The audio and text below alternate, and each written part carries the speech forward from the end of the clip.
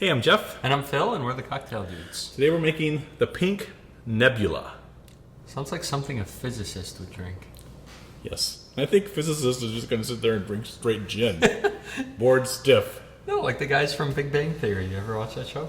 I've seen it. I don't watch it regularly. They're physicists? Yeah. I thought they were students. 3 of them are physicists, and 1's an engineer, and they always make fun of him because he only has a master's degree.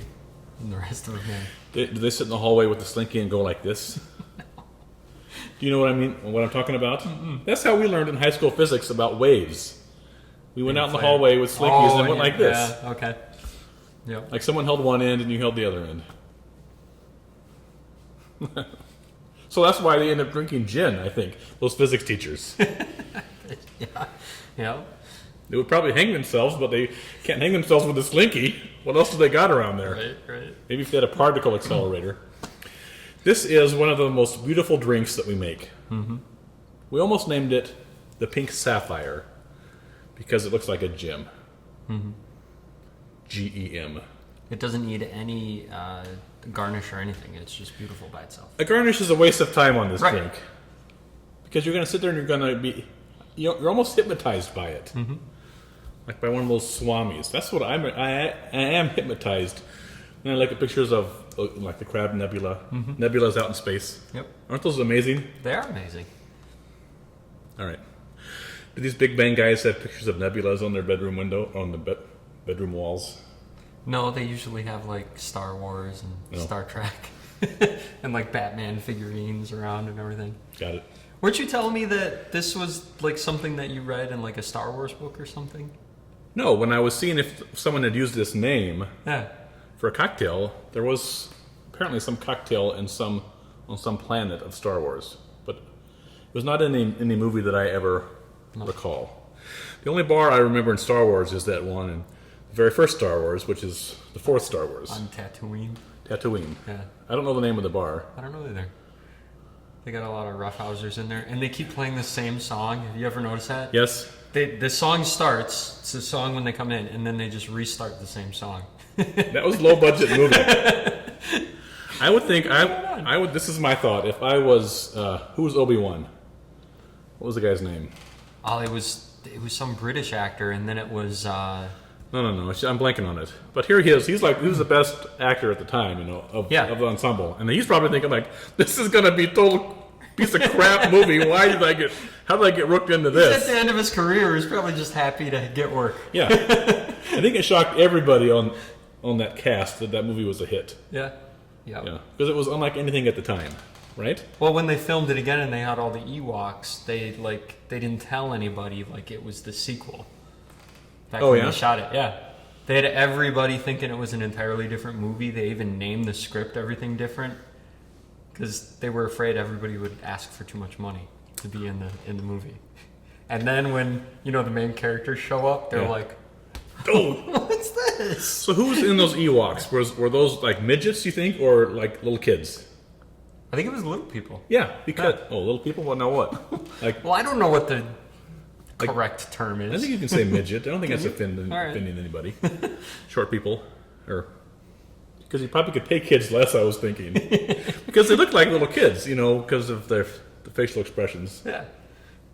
Anyway, whatever. Good movies. I can't think of that guy's name. He was in Lady Killers. It'll come to me. Anyway, we should make this drink. Yes, we should. You need 10 blueberries, vodka, lemon juice, some of our basil syrup, and a cardamom pod. Right? Yep. And we make the basil syrup ourselves. It's really easy, so don't you worry can't really buy it, so you have to make it. But listen, you gotta make it.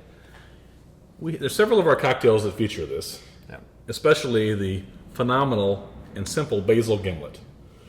So go to the small effort of making basil syrup. We wouldn't be saying that if it wasn't simple or worth it. If you can't boil water, then you shouldn't do it. But that's why I always have to end up doing it, Phil.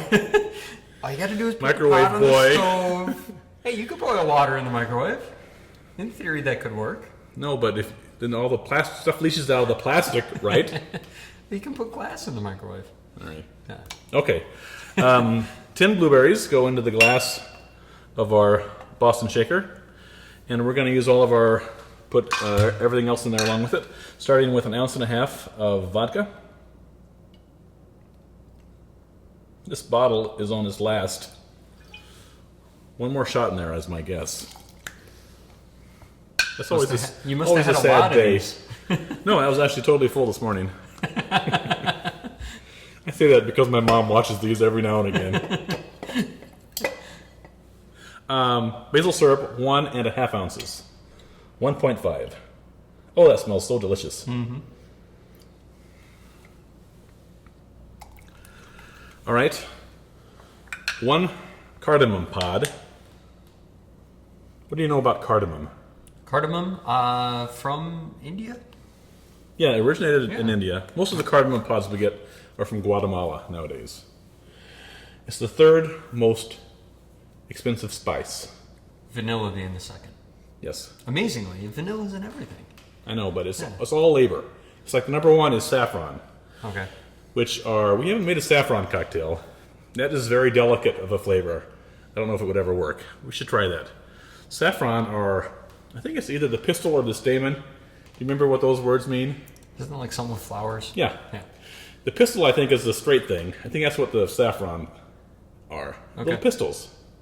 And so someone has to, like, they probably have some slave labor kid. or some little pistols or out? some short person, I don't know. Yeah. That's why it's so expensive, because they gotta go like that, I think. We should make a drink called Little Pistols.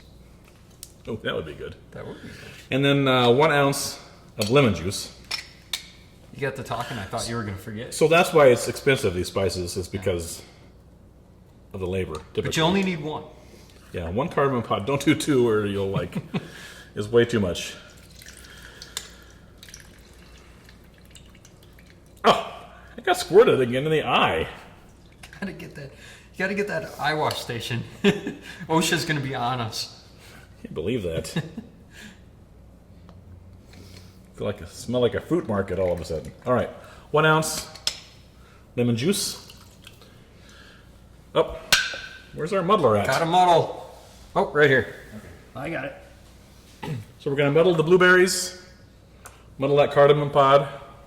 It's gonna turn this rather drab drink into a beautiful pink nebula. The cardamom pod contains very, very tiny black seeds, which is what really perfumes this drink. Gives it the very fragrant flavor that it has. You'll never find a more wretched hive of scum and villainy. Right? That just came to me from Star Wars, but I can't remember Obi-Wan's name. I don't think they ever named the bar, though. Alec Guinness. Alec Guinness. Oh my gosh. There you go. There you go. I can't believe that. Bar, yeah, it probably has a name for that bar. I don't think they ever mention it in the movie. Yeah.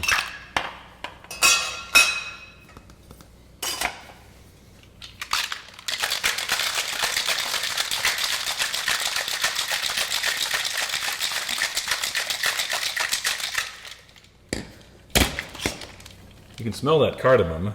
Oh, yeah. All right, we're gonna just strain this into a old-fashioned glass.